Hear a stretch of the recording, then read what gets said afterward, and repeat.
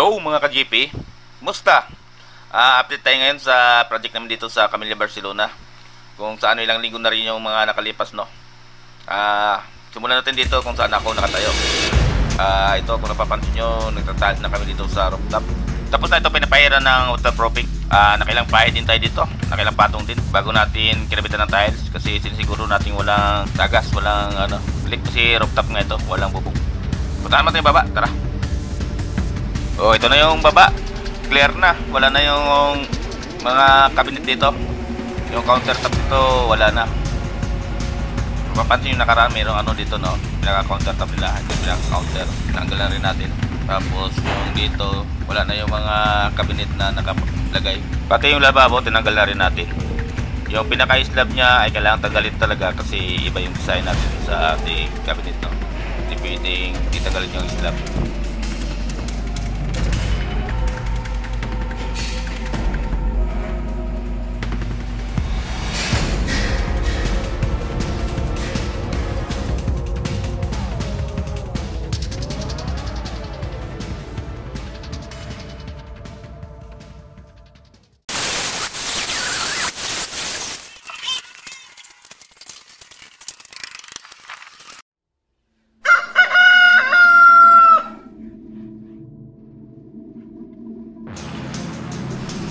Isang buwan na rin, no? Simulang inumpisahan itong project na to. Update tayo ulit. Tingnan natin yung loob kung ano na nangyari. Dito kung napapansin nyo, may tiles na tayo, no? Nakabit na natin yung bagong tiles, glossy white. Yung ating kinakabit dito sa flooring. Mga 0 na lang. So, kulang yan. Dito sa kitchen area, nakaready na yung mga abang ng mga electrical, no? Para sa mga outlet ng mga appliance. Nakabit na rin yung pinaka drop ceiling natin. Bali, ilaw na lang kulang yan. Saka siyempre pintura. Yung cabinet dyan, i-ready natin yung materialis. Malapit ito. Ang hagdanan natin, ganun pa rin, no? Wala pa rin pagbabago. Hindi pa namin nagalaw yung hagdanan. Dito naman tayo sa second floor. Dito sa second floor, nagsimula na kami magpintura.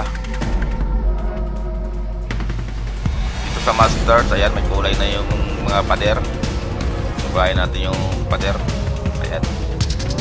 Tapos itong papuntang tiris, inayos na natin kasi kung napapansin mo nakaraan, tagpi-tagpi lang yung dyan. Inayos na natin para naman tumibay yung mula yan kasi may kakabit tayo dyan na fluted panel. Dito sa CR, tingnan natin yung CR. So dito sa CR, tapos na yung tiling, no? Yung pagkakabit ng tile sa wall. Ang ulang tiles, yung flooring na lang. Kasi nag-waterproofing pa kasi tayo dyan, iti-testing pa natin yan. Itong wall na to ay maglalagay tayo ng study table. Tapos yung headboard ng kama ay cabinet din. Tapos dito sa bandang kanan ay wardrobe cabinet. Susunod na natin yan. Akit tayo sa taas, tingnan natin yung update dun kung ano na nangyari. Yung sinimulan natin nakarang linggo na ita-tiles, tingnan natin kung ano nang nangyari ngayon.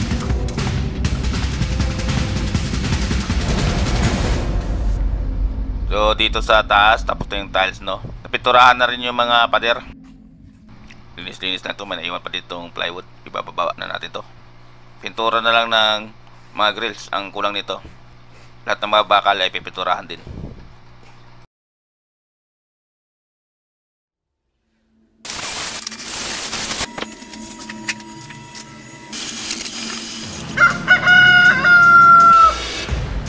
Fast forward tayo. Pagkatapos ng humigit kumulang mga 3 linggo, ito na yung update sa ating project dito sa Barcelona. Nakabit na natin yung wardrobe cabinet with size bed frame na may headboard cabinet.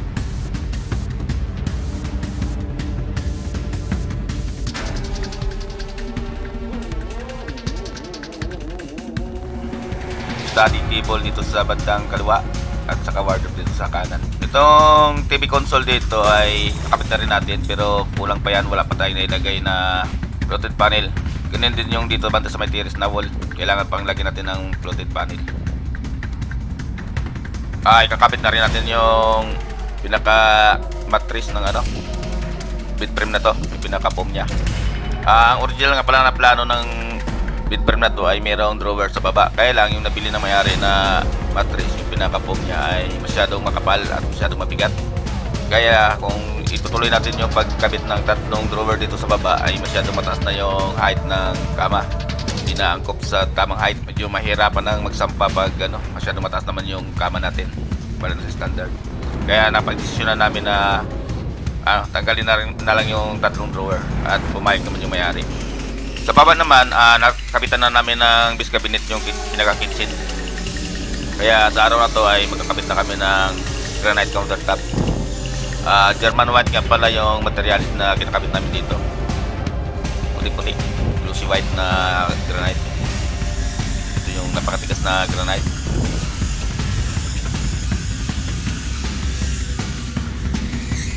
Kasalukuyang inaasa yung ating edge ng ating countertop, no? Para naman kuminis yung pinakagilid dito. Ang ating nga palang sink, no, ay undermount. Tapos itim yung kulay para bumagay dun sa mga appliance na ikakabit dito. At nakabit na rin natin yung drop light, bar counter or breakfast nook. Sa pagkakataong ito ay kailangan na nating ikabit ang ating floated panel dito sa TV console at saka dito naman sa pinaka bar counter ng kitchen. Napakadali lang magkabit ng floated panel, no? Ginagabit lang natin ito ng no more nail kasi sa ganito kaliit, hindi na kailangan lagi ng clip kasi maiksi lang naman. No more nail, sapat na.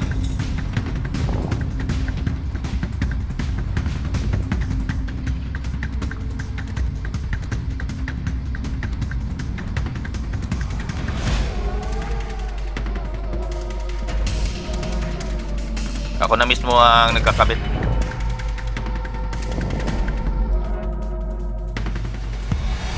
Ikakabit na natin ang pinakalas na panel.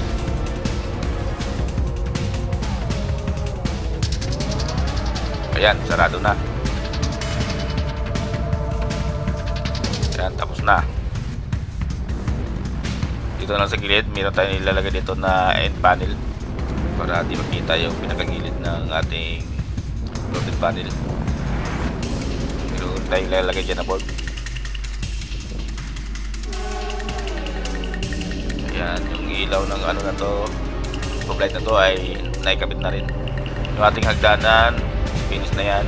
Masyadong nalikabukan lang, gawa ng nagkakating na tayo dito sa loob. Ayan, finish na yan, papunta taas. Yan ay umiilaw na yan lahat, yung ating tube light yan. Tapos na yung ilaw yan, nandito na yung switch. Ilawin natin para makita natin. Yan o natin. May kanya-kanyang switch ito.